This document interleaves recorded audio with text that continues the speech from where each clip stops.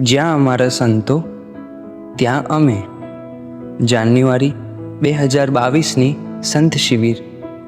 પૂજ્ય સંતોના ઉતારા ગુરુકુલ બિલ્ડિંગમાં હતા.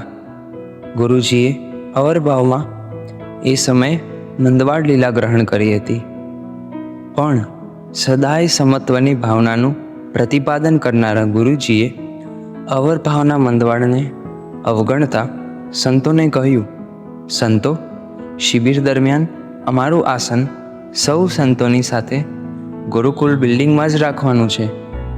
પણ વરિષ્ઠ સંતોની આગ્રહભરી પ્રાર્થનાએ ગુરુજીને અનિચ્છાએ સંતાશ્રમના આસને રહેવું પડ્યું. આ એમને જરાય રૂચ્યું નહીં.